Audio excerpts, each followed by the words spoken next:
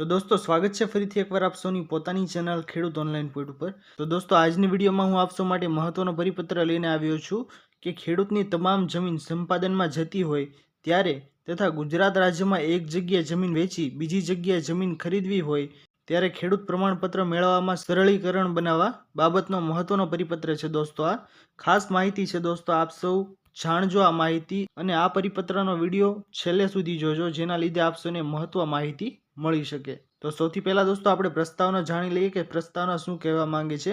તો રાજ્યમાં ખેડૂતની તમામ જમીન સંપાદન થતી હોય ત્યારે અન્ય જગ્યાએ જમીન ખરીદવા ખેડૂત પ્રમાણપત્ર આપવા સરળીકરણ કરવાની નીતિ આમુખ 1 પરના તારીખ 26/12/2008ના ઠરાવથી અમલમાં મુકાયેલ છે। આ ઠરાવની જોગવાઈ મુજબ 3 વર્ષમાં પ્રમાણપત્ર મેળવનાર ખેડૂતે ખેતીની જમીન ખરીદવાની હોય છે।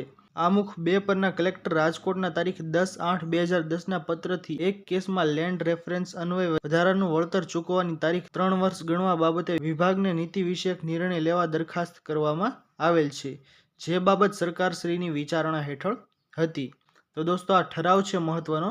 તો ઠરાવની વિગત આપણે જાણીએ કે શું ઠરાવ કરવામાં આવેલો છે।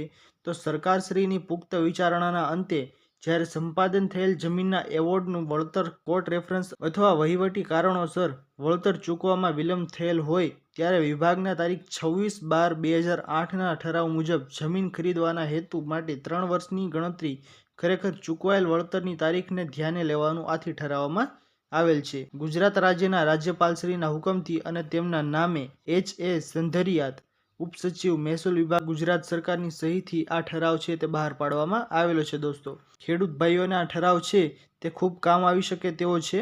આશા કરું છું દોસ્તો કે આપ સૌને આજનો આ મહત્વનો વિડીયો પસંદ આવ્યો હશે। જો પસંદ આવ્યો હોય તો વિડીયોને લાઇક કરવાનું ભૂલતા નહીં।